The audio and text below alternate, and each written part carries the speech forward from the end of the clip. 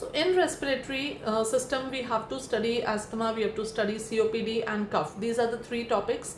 Cough is already taken care of. Now asthma and COPD we are going to discuss in this video, and they are very important questions. Short notes भी आते हैं इनके ऊपर, और इनके ऊपर कई बार एक लॉन्ग ऐसे क्वेश्चन भी आ सकता है, जैसे drug therapy of bronchial asthma, classification, comparison between two classes. So these questions can be asked. Treatment of status asthmaticus, this is another question.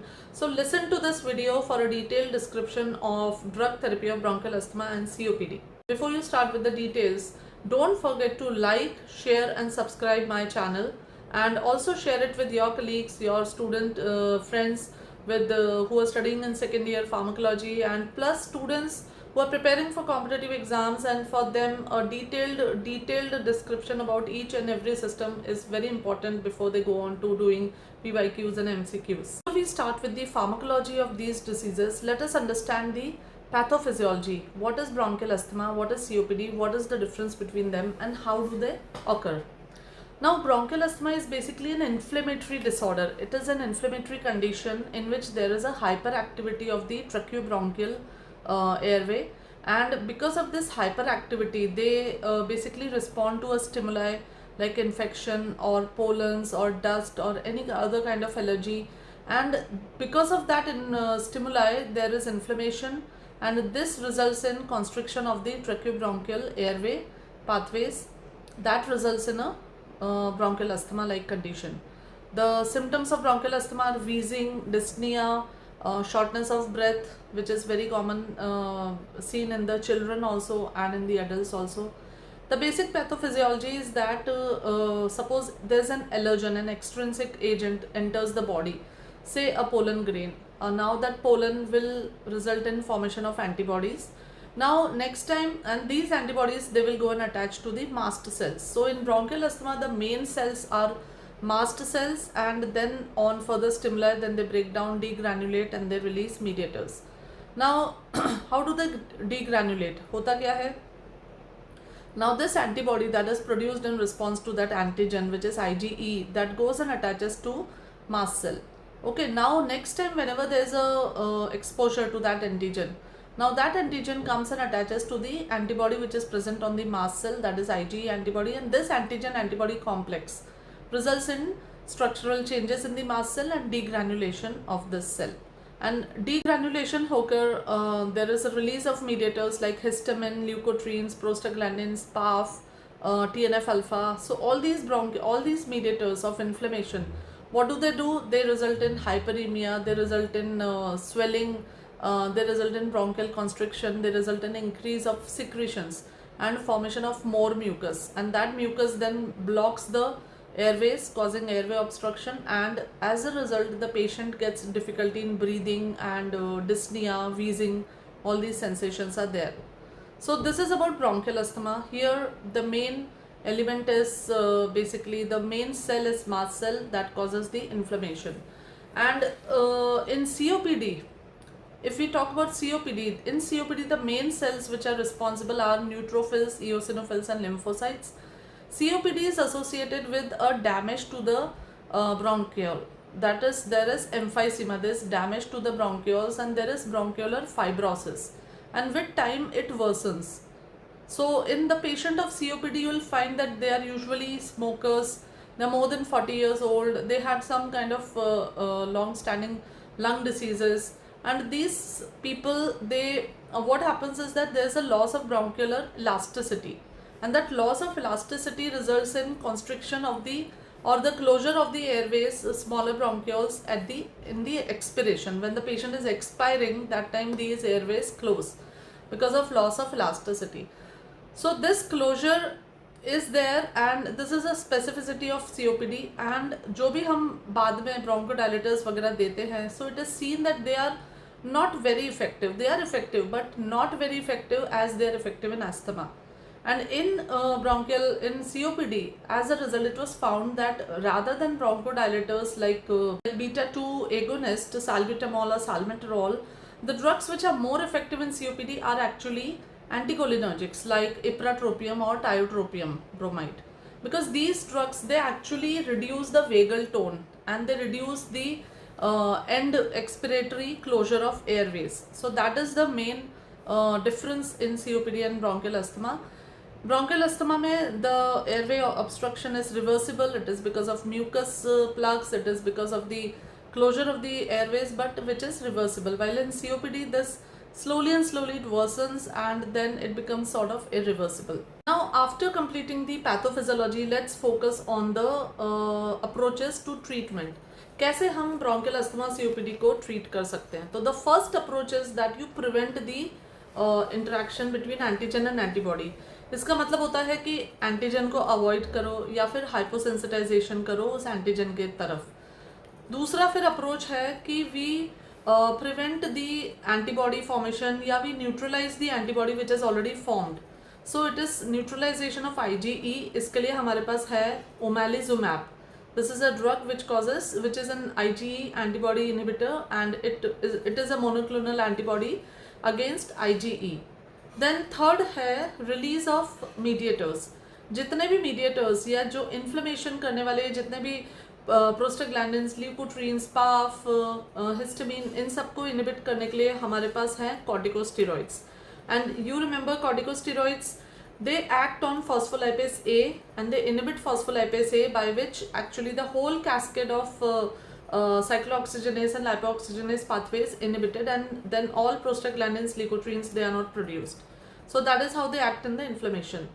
Then the fourth approach is by histamine को, जो यहाँ पे mast cell inhibitors हैं, mast cell को inhibit करने वाली drugs हैं which are mast cell inhibitors. So in this we have mast cell inhibitors या mast cell stabilizers बोल सकते हैं हम इनको. So in this we have nedochromyl sodium and ketotifen, which are actually antihistaminics and they play a role in inflammation also. Then whatever mediators have released, like leukotriene inhibitors are there, the inhibitors of the mediators.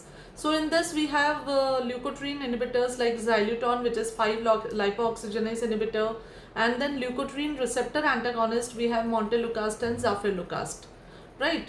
Then now after this we have two approaches, that is bronchodilation. So in bronchodilation we can either give drugs which will cause a dilation, which will increase the dilator neurotransmitter. So in that we have adrenergic agonist, that is beta 2 receptor agonist, salbutamol, terbutaline, salmeterol, formoterol. Or we have drugs which will inhibit the constrictor transmitter. So what is the constrictor transmitter here? Acetylcholine. So we give anticholinergics which we inhibit the constriction. So that is anticholinergics like ipratropium bromide, tiotropium. So these are the drugs which will inhibit the constriction. Then we have direct bronchodilators also, which are basically xanthine, methyl xanthines, that is theophylline, theobromine, caffeine. So these are direct bronchial dilators. So these are the various approaches to the treatment of bronchial asthma. Let's take these drugs one by one, and then we will also study or discuss the therapy of acute attack of asthma, chronic attack of asthma and status asthmatic. इसमें जो पहली category drugs की है, उससे पहले मैं चलो एक चीज़ आपको बताना चाहती हूँ कि drugs are classified for asthma. Treatment is classified in two parts. First is bronchodilators and second is anti-inflammatory. तो bronchodilators में हमारे पास आते हैं बीटा 2 एगोनिस्ट, साल्ब्यूटामॉल, साल्मेटरॉल, फॉर्मेटरॉल. इसमें शॉर्ट एक्टिंग होते हैं, लॉन्ग एक्टिंग होते हैं. Then we have methyl xanthines which is direct bronchodilators. इसमें होते हैं हमारे पास थियोफाइलिन, थियोब्रोमिन. अभी न्यूअर ड्रग्स कुछ आ गई हैं, रोफ्लूमिलास्ट, तो that is also there. Then we have anticholinergics. तो इसमें इप्राट्रोपियम ब्रोमाइड, क्रोमर्ड, इप्राट्रोपियम, टायोट्रोपियम, अमडेक्लिनियम, ये सब दवाइयाँ ब्रोंकोडायलेटर्स में आती है. फिर एंटी इन्फ्लेमेटरी में आते हैं हमारे पास सबसे पहले तो कॉर्टिकोस्टेरॉइड्स होते हैं. So corticosteroids can be used as inhalational और by the systemic route or oral route also. Then we have drugs like leukotriene receptor antagonist, we have xylitol which is LOX inhibitor, we have mast cell stabilizers. These are various other drugs which play a role in reducing the inflammation. Coming to the beta 2 agonist. अब beta 2 agonist जो हैं ये कैसे काम करते हैं? देखो वैसे तो एड्रीनलिन और ये जो बाकी के हैं आइसोप्रेनालिन वगैरह ये भी एक्ट करेंगे, लेकिन they are non selective, so they are not very preferred ones. What are preferred ones are the beta 2 selective agonist. So in this we have salbutamol, terbutaline, then salmeterol. These are also called as short acting beta agonist, salbutamol, terbutaline. Then we have long acting beta agonist in which we have salmeterol, formoterol, then R-formoterol and indacaterol. So these are new drugs, indacaterol and R-formoterol also. Now they are called as long acting beta agonists because they have a long duration of action. These drugs are mainly taken by inhalational route. They are not taken by oral route. First thing, how they act, they basically act on the beta receptor. They cause increase in cyclic AMP production, which causes smooth muscle relaxation and bronchodilation. So this is their mechanism of action. Now salbutamol and terbutaline, which are the short acting ones, they act for a limited period of time, and so they are basically used to abort an acute attack. जैसे patient को एकदम से खांसी हुई, एकदम से asthma का attack आया, तो फटाक से वो इनहेलर ले लेता है जिसमें साल्बिटामोल और ये सब होते हैं टर्बिटोलिन, तो उससे उसको एकदम से रिलीफ मिलता है. प्लस ये लंबे समय तक यूज़ करने से कई बार रिसेप्टर डिसेंसिटाइज हो जाता है, तो इनका लंबे समय तक यूज़ भी बहुत फ़ायदेमंद होता नहीं है. The third thing है salbutamol, terbutaline, they cause tremors. Muscle tremor is the side effect caused by them. And salmeterol, formoterol में भी ये रहता है. इसके अलावा salmeterol जो है, it is basically used only for the maintenance therapy with inhalational corticosteroid. So ICS जिसको बोलते हैं inhaled corticosteroid के साथ salmeterol का combination दिया जाता है for maintenance therapy of asthma. कभी भी एक्यूट अटैक में साल्मेटरॉल इफेक्टिव नहीं होता है, लेकिन formoterol is found to have a faster onset of action and a long duration of action. So formoterol can be used both as a reliever also and as a controller also. So formoterol is found to be effective in acute attack of asthma. So a combination of inhalational corticosteroid plus formoterol is found to be very much beneficial in a patient of asthma who is taking it for a long time, and also to abort the acute attack. इसके अलावा जो are फॉर्मेटरॉल है, ये basically उसका एनांशियोमर होता है formoterol का, and it is also acting for a long duration. इसमें साइड इफ़ेक्ट्स कुछ हो जाते हैं, so that I will tell you. Indacaterol में एट्रियल फिब्रिलेशन जैसे साइड इफ़ेक्ट्स देखे जाते हैं. These drugs are found to be effective in COPD as well as asthma. तो COPD में जैसे हम low dose inhaled corticosteroid plus inhaled LABA जो दे सकते हैं, inhaled LABA is found to B superior to short acting beta agonist that is SABA. So inhaled लाबा देने से इनका जो एंड एक्सपिरेटरी एयर क्लोजर हो रहा है, एयर ट्यूब्स का क्लोजर हो रहा है, वो भी कई बार रिलीव हो जाता है. So this is about the beta 2 agonist drugs. In this we have two categories, SABA and LABA.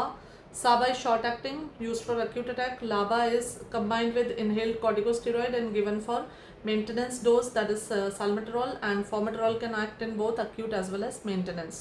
So these are the important things that you have to remember in this. अब हम बात करते हैं methyl xanthines की. तो methyl xanthine में आते हैं थियोफाइलिन, थियोब्रोमिन और कैफीन. अब ये जो होते हैं इनके 3 मैकेनिज्म ऑफ एक्शन होते हैं. पहला मैकेनिज्म ऑफ एक्शन होता है that is they inhibit the phosphodiesterase 4 enzyme. अब फॉस्फोडाइस्ट्रेस 4 एंजाइम क्या करता है, ये एक्चुअली साइक्लिक AMP को मेटाबोलाइज करता है एंड कन्वर्ट्स इनटू 5' AMP या साइक्लिक GMP को 5' GMP. तो ऐसा करने से साइक्लिक न्यूक्लियोटाइड्स जो है खत्म होते हैं, उनका मेटाबॉलिज्म होता है by phosphodiesterase 4. So theophylline inhibits this enzyme, and by inhibiting the metabolism of cyclic AMP, it increases cyclic AMP. So cyclic AMP बच गया, लंबे समय तक रहेगा, and then it causes bronchodilation, smooth muscle relaxation. ठीक है. So पहला तो इसका ये एक्शन है. दूसरा एक्शन इसका होता है कि it also acts on the adenosine receptors. तो adenosine receptors पे ये एक्ट करता है A1 receptors और उनको ब्लॉक करता है. और ये जो एडेनोसिन रिसेप्टर की जो एक्टिविटी है मेजरली इसकी CNS में, CVS में, किडनी में, इन जगहों पे होती है. ठीक है. रोफ्लुमिलास्ट करके एक नई दवाई निकली है which is a PDE4 inhibitor and which is found to be effective in moderate to severe type of COPD. Roflumilast is a drug of which is given in COPD and not in bronchial asthma. Please remember that. Okay. The third action is that at very high concentration, theophylline also causes release of calcium ion from sarcoplasmic reticulum and especially in the skeletal and cardiac muscle. ये इसकी high doses पे side effect होता है या mechanism होता है. अब इसका अगर action देखें CNS पे, तो CNS पे theophylline has a stimulatory action. It causes increased alertness, increased performance and जैसे caffeine होता है, caffeine पीने के बाद people feel more alert, more cautious. So that is the CNS stimulant action that it has. After some time, लेकिन higher dose पे then it causes delirium, convulsion, seizures वगैरह करके देन इट. CVS पे what is the effect? CVS पे it is seen to cause an increase in the force of myocardial contraction and it stimulates the heart, so it basically causes tachycardia, and in toxicity it causes arrhythmias also. Skeletal muscles पे it basically causes contraction. Stomach में it causes secretion from the gastric gland and increases the GI upset. तो अगर हम बात करें इसकी major, तो lungs bronchial muscles पे तो इसका रिलैक्सेशन है, CNS में स्टिमुलेशन है, CVS में स्टिमुलेशन है, मास्ट सेल से भी ये डीग्रैनुलेशन कम करता है एंड रिलीज ऑफ मीडिएटर्स कम करता है. Now coming to the kinetics of theophylline, it is very interesting. Theophylline first of all it is metabolised by CYP1A2 enzymes. Theophylline के बहुत सारे इंटरेक्शंस है by inducers and inhibitors. So there are some drugs which inhibit the metabolism of theophylline. Inhibitors में नाम आते हैं erythromycin, ciprofloxacin, cimetidine, oral contraceptives. So when you are giving theophylline with these drugs, they will inhibit the metabolism of theophylline, so in that case you have to reduce the dose of theophylline. Then there are some drugs which are inducers of theophylline, like we have phenytoin, phenobarbital and rifampicin. So these drugs they induce the metabolism, so if theophylline is being given with these drugs, you have to increase the dose of theophylline. Then it is seen that children metabolize theophylline faster and adult जो है, जो old age वाले होते हैं वो कम उसको metabolise करते हैं. So you have to increase the dose in children and you have to give a low dose in adults or aged persons over 60 years. Factors which warrant a reduction in the dose is old age, more than 60 years, CHF, pneumonia, liver failure. These are the conditions in which you have to give a reduced rate. ठीक है. इसके अलावा theophylline की जो kinetics है वो सैचुरेबल kinetics है, मतलब जैसे जैसे डोज बढ़ती है the kinetics they change from first order to zero order. तो दैट मीन्स ड्रग जो है एक्यूमुलेट होने लगती है बॉडी में and then it results in side effects. So theophylline के साइड इफेक्ट्स में होता है शुरुआत में तो GI अपसेट वगैरह होते हैं, छोटे मोटे साइड इफेक्ट्स होते हैं, टैकीकार्डिया, रेस्टलेसनेस. लेकिन जैसे जैसे टॉक्सिसिटी बढ़ती है they can result in arrhythmias, convulsions and they can result in shock condition, delirium and finally death. So जो ये CNS, CVS, cardiac arrhythmia, seizures, ये वाले side effects they are said to be mediated by the adenosine A1 receptor, while the GI upset side effects are mediated by the phosphodiesterase enzyme inhibitors. इसमें जो रोफ्लुमिलास्ट है उसके बारे में मैंने आपको बताया है कि roflumilast is the PD4 inhibitor used in the treatment of mild to moderate COPD and not bronchial asthma. The next category of drugs is the the anticholinergics. Now anticholinergic drugs में हमारे पास जो drugs हैं they basically act on the M3 receptor. So they are M3 receptor antagonists. They act mainly on the larger airways which are receiving the vagal innervation, and the vagal tone is the primarily reversible component in the airway obstruction in COPD. So this vagal tone inhibition से जो airway obstruction में problem आ रही है, जो closure हो जाता है वो open होता है and airway obstruction भी कम होता है, bronchoconstriction कम हो जाता है. So that is how these drugs are found to be effective in COPD more than asthma. They are less effective than beta agonist in asthma, but they are more effective than beta agonist in COPD, and they are also found to be effective in bronchitis patients and psychogenic asthma. Now ipratropium is a short acting muscarinic antagonist, so it is called as SAMA, and tiotropium, glycopyrrolate, umdiclinium, they are long acting muscarinic antagonists, so they are called as LAMA, right? So these are the drugs, and because they are taken as inhalational aerosols, so they are not having much of antimuscarinic side effects.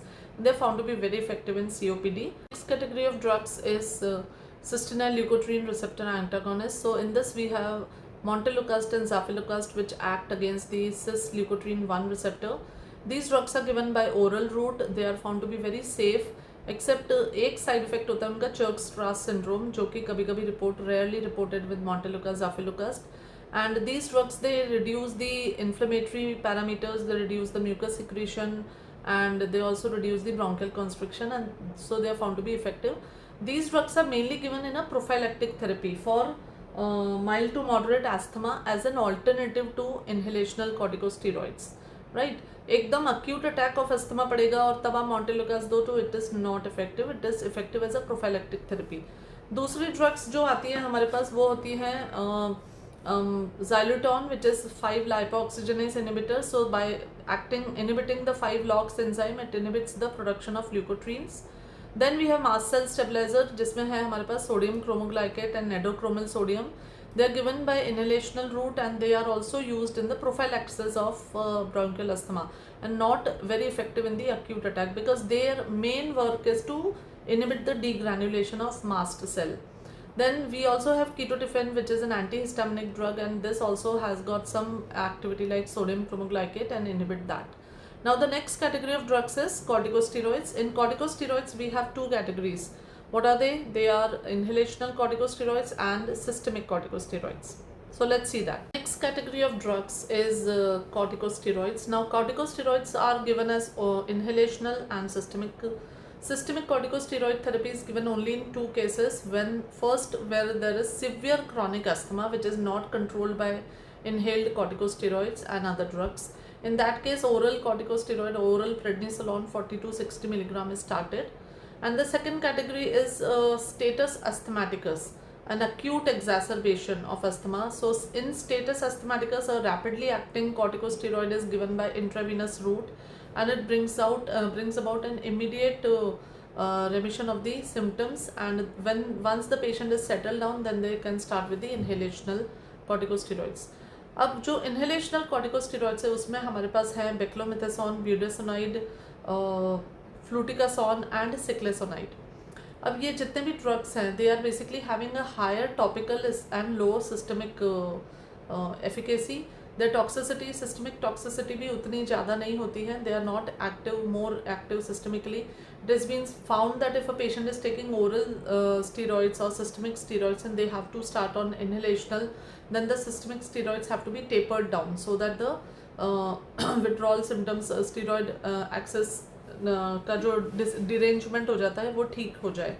और ये जो topical steroids होते हैं इसमें सिक्लेसोनाइड एक ऐसा drug है which is a prodrug. So what do you mean by prodrug? That means this is a drug which does not have any action in the oropharynx. Once it reaches the alveoli, the bronchiole, there it is then metabolized and converted into an active metabolite which then performs its action. So when you are using cyclesonide, then there will be no chances of oropharyngeal candidiasis. Please remember that. With other inhalational steroids, the chances of oropharyngeal candidiasis. Steroids का ये भी है कि they are now considered a part of the essential medicine list for the bronchial asthma. They are basically the step one for the approach for the management of asthma patients. And in fact जो inhalational corticosteroid plus formoterol combination है, ICS plus formoterol combination is said to be started if the patient is taking SABA, that is short acting beta agonist, more than 3 times in a week, or when the patient wakes up at night due to asthmatic attack once or more, once in a week or more. So this is the indication for starting ICS and formoterol combination.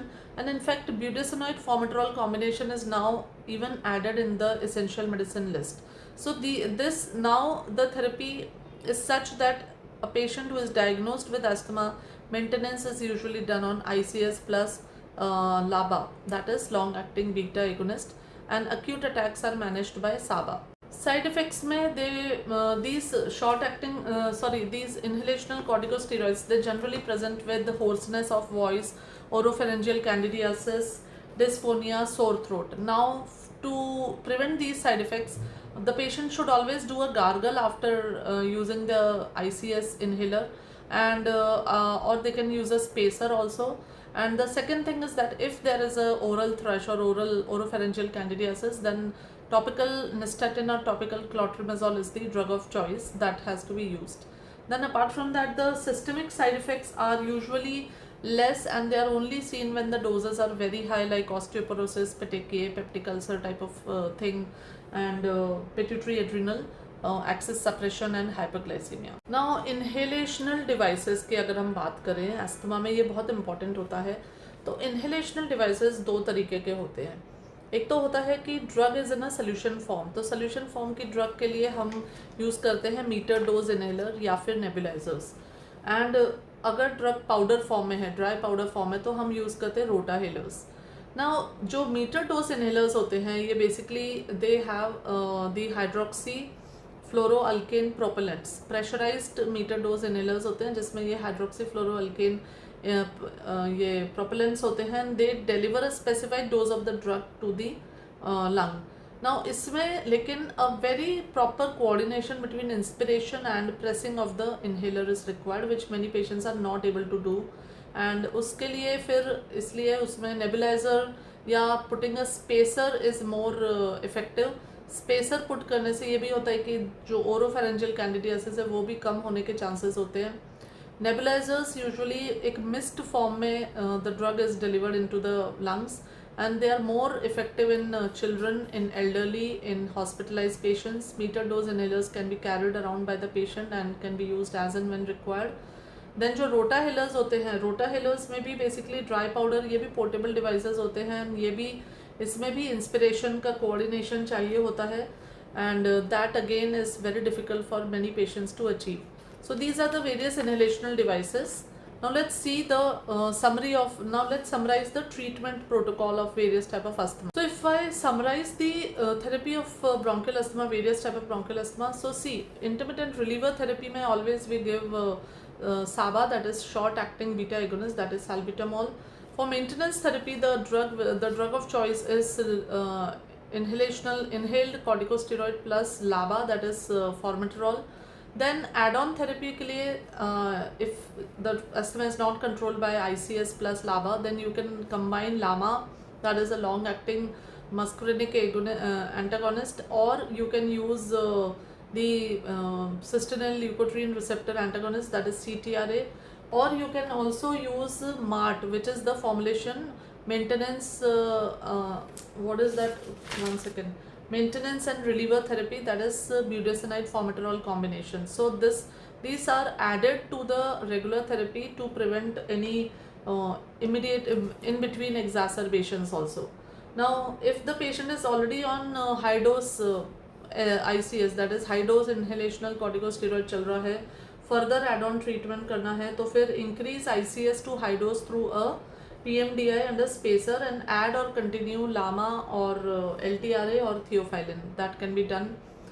Status asthmaticus में, what is status asthmaticus? A patient comes to the emergency with a very acute exacerbation of asthma, and in that case immediately hydrocortisone 100 milligram IV stat has to be given, followed by 100 milligram over a duration of 4 to 8 hour infusion.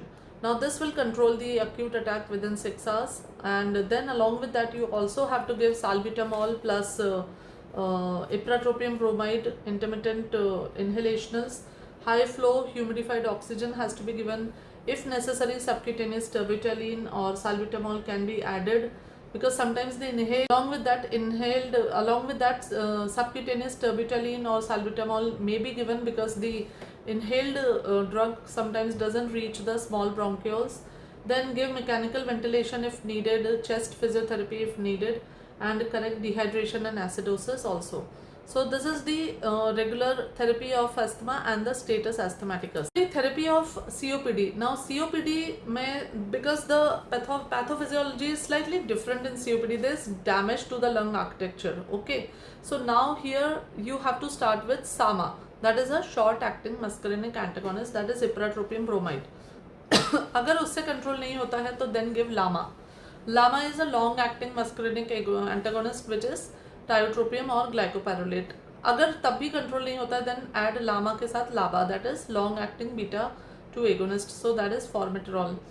If it is not controlled still, then you can add ICS, that is inhalational corticosteroid, for 3 months.